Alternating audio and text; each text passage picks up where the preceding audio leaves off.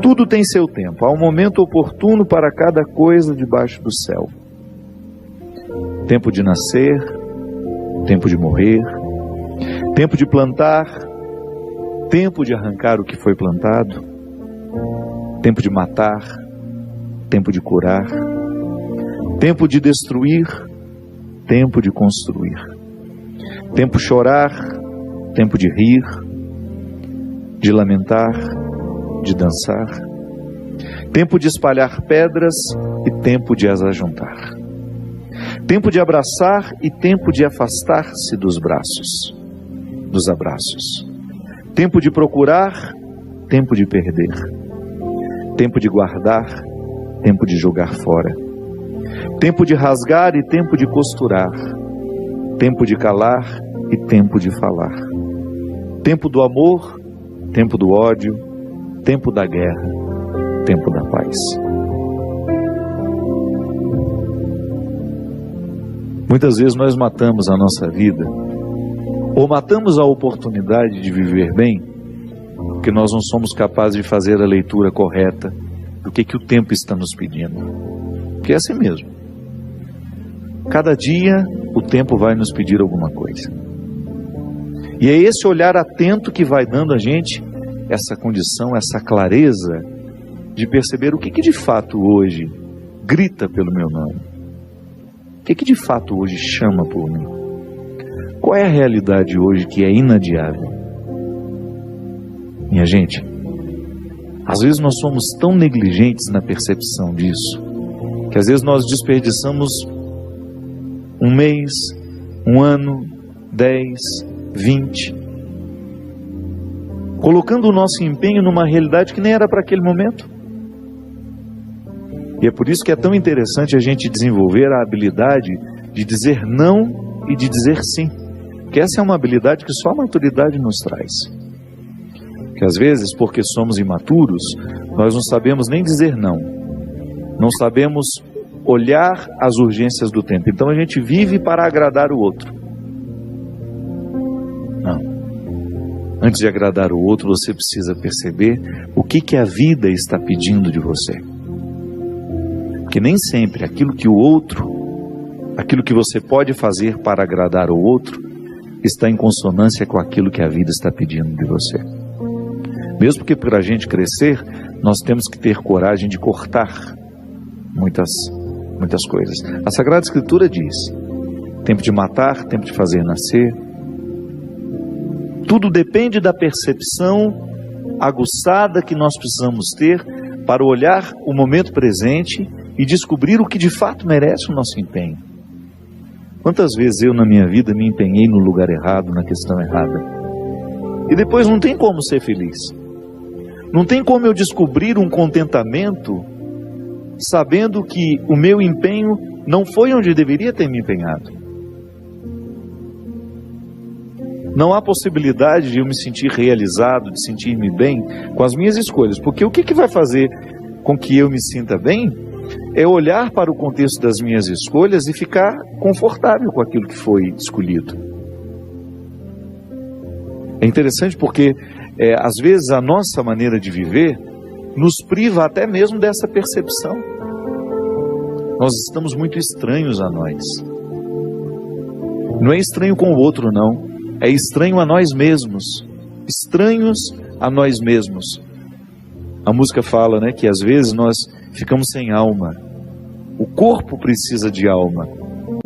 Sim, eu preciso de sustento para a minha vida. Eu preciso de significar a minha matéria.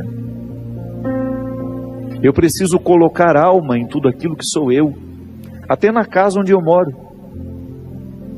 Eu sempre saio de casa, e agora eu fiquei 17 dias fora de casa, porque eu emendei o evento que eu tive em Maringá, depois com a peregrinação, e da peregrinação já fui para o evento de Recife. Fiquei 17 dias sem pisar na minha casa. E a vida tem me ensinado que a casa não é um aglomerado de paredes. A casa é um sentimento que me ocorre. Não é só uma construção material, não. Quando eu entro dentro daquelas paredes que eu construí com o meu trabalho, ali eu identifico a alma que me sustenta. é um sentimento que me ocorre. Nós que voltamos da peregrinação agora, eu tenho certeza que todos experimentamos isso. Quando a gente abre a porta da casa, quando a gente entra, é um sentimento bom que nos ocorre. Isso é alma. É quando a matéria está plena de significados. É quando a gente começa a atribuir um significado que ultrapassa as paredes, os móveis, o telhado ou a laje, o jardim, o portão de entrada. É um sentimento que nos ocorre. E é interessante que a qualidade da nossa vida depende, está intimamente ligada à nossa capacidade de depositar alma nas coisas. Eu não estou falando dessa alma, do significado mais profundo da nossa vida, dessa dimensão espiritual que me conecta com a eternidade. Não. Eu estou falando de tudo aquilo que vive e que faz sentido à matéria. Traz sentido àquilo que é material. Então a gente usa de maneira inadequada o termo alma. Perceber que os meus objetos estão perpassados por um significado que ultrapassa a matéria. Como dizia Rubem Alves, né? Existem coisas que são mais que coisas, são coisas que nos fazem lembrar. Isso é, virar um sacramental.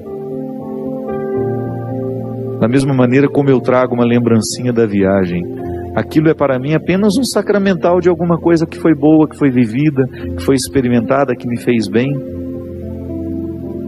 Mas agora, na minha oportunidade de colocar alma neste corpo, nessa oportunidade única que eu tenho de viver diariamente bem a minha vida e assim inflar ar em tudo isso, da mesma maneira como eu percebo essa outra alma das coisas, da minha casa quando chego, de um sentimento que me ocorre, o viver bem, me trazendo a consciência de que hoje, quando eu observo as urgências da minha vida e me empenho nessas urgências, eu estou colocando alma no meu corpo. Ah, padre, essa visão separatista não combina com a teologia cristã. Eu sei, isso é só didática. Essa separação é apenas didática. Funciona tudo junto, corpo e alma estão, embora sejam realidades distintas, funcionam juntas. É unidade. Nós proclamamos a unidade de tudo isso. Agora, quando eu percebo, quando eu identifico que eu não estou fazendo, que eu não estou me empenhando para viver bem, eu estou sim fragilizando os recursos da minha alma, que são justamente para me ajudar a viver bem a própria vida do corpo. Trabalham em conjunto, minha gente. E nós muitas vezes negligenciamos a observância do tempo, como na Escritura que diz. O escritor sagrado fala justamente isso. Tempo de chorar e tempo de rir. Há momentos que a própria vida te mostra a necessidade de chorar, de jogar para fora os seus excessos, de não ter medo da tristeza, de permitir que essa tristeza cave dentro de nós as suas riquezas e que nos ajude a encontrar a pedra preciosa que só o sofrimento poderia nos levar a conhecer. Depois vem o riso. O riso não nasce por acaso. A gente já cantava aquela música também, né? Ando devagar porque já tive pressa e trago esse sorriso porque já chorei demais. O sorriso é o resultado da lágrima bem chorada. O sorriso é o resultado final de um processo de luta que nós estabelecemos, de observar dia a dia qual é o empenho que aquele dia me pede, o que hoje eu preciso fazer para ter o direito do sorriso amanhã. E é bom, você sabe por quê? Porque à medida que nós estamos passando o perrengue, sabendo que ele será construtivo, já nascem pequenos sorrisos ao longo desse processo. Quando a gente fala de um sorriso final, é apenas a metáfora de um processo bem feito, bem vivido. Tempo de abraçar, tempo de se afastar. Quanto sofrimento, né? Em perceber o distanciamento como necessário ao crescimento do outro. É aquele filho que vai embora para estudar Não dá para reter filhos. Por isso que é tempo de abraçar, é tempo de cuidar, é tempo de estar junto.